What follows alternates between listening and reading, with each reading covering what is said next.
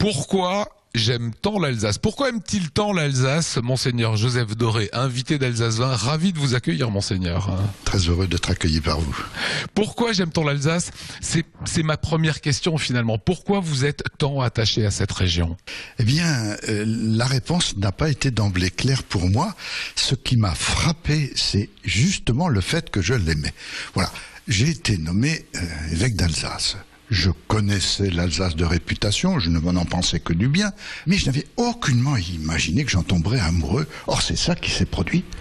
Et j'ai dû quitter dans des conditions particulières de santé. Ça a été un arrachement. Ça a été un arrachement. Ça a été, oui, je me suis vu les pierres.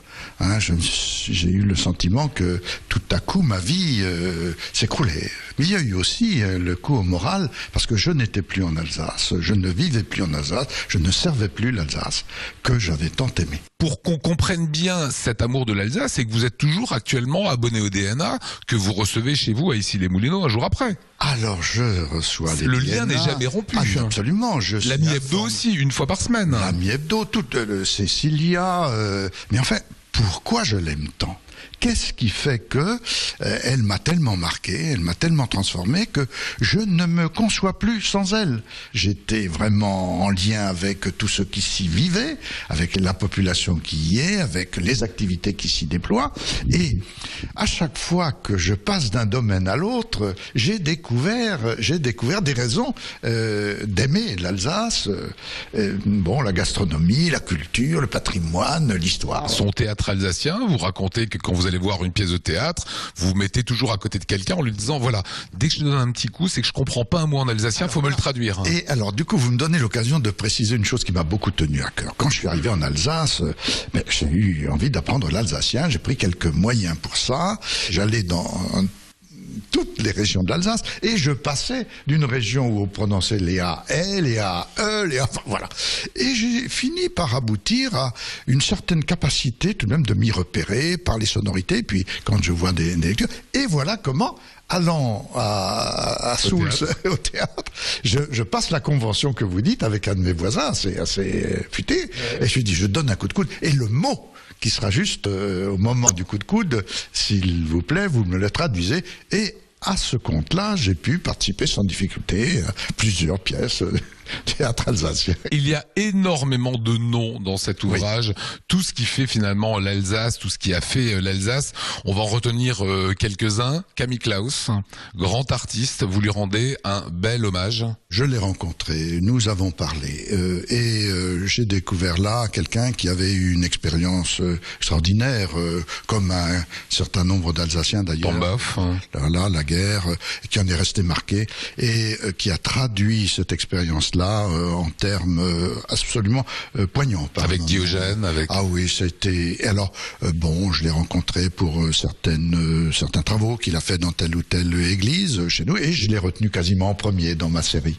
Alors, il y a beaucoup de gens cités. Alors, on va citer Christian Schmitter, tiens, de Croisière-Europe, Marc Eberlin, 3 étoiles au Michelin, quelqu'un que vous avez beaucoup apprécié, l'ancien président de la région, Adrien Zeller. Parfaitement, au point que lorsque Émile et Monique Jung, apprenant que je partais, m'ont proposé de venir passer une soirée chez eux, enfin dîner chez eux, m'ont offert un dîner, en me disant que je pouvais inviter qui je voulais. Eh bien, j'ai pensé que je ne pouvais mieux faire que de proposer Adrien Zeller. Il m'a tout de suite dit oui, et nous avons passé l'une des dernières soirées que j'ai vécues en Alsace, et nous avons parlé de l'Alsace, et je m'en souviens très bien, je le dis dans le livre, de l'unité de l'Alsace. Nous avons eu un très bel échange qui m'a beaucoup marqué, et quand je l'ai quitté, nous nous sommes embrassés, et j'étais très loin de me douter que c'est lui qui nous quitterait quelque temps après. Alors vous n'êtes absolument pas déconnecté de l'Alsace, elle va de André Weckmann, voilà un grand monsieur, à Delphine Vespizer, qui travaille sur Alsace 20, notre Miss France, dont vous louez le fait qu'elle parle alsacien. Parfaitement, qu'elle parle alsacien à la télévision nationale. Quand est-ce que vous reviendrez vivre en Alsace, Monseigneur Doré? C'est la question qui se pose. Alors, je pense que c'est un petit peu difficile maintenant, parce que j'ai renoué un autre type de relation, mais j'y reviens aussi pour des raisons d'amitié, d'excursion, voilà, pour des raisons comme ça. Et puis, j'y reviendrai un jour, à un moment moment de ma mort, car voilà, je n'y pense jamais sans beaucoup d'émotion, bien sûr.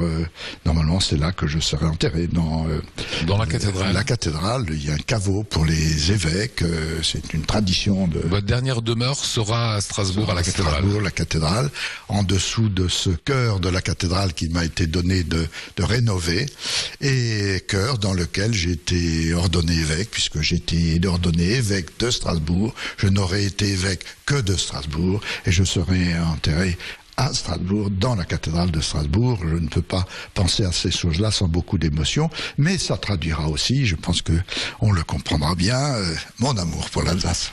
Merci, Monseigneur Doré. Merci beaucoup. Voilà. Merci à vous et à Alsace. Voilà, on sent l'émotion. Merci beaucoup.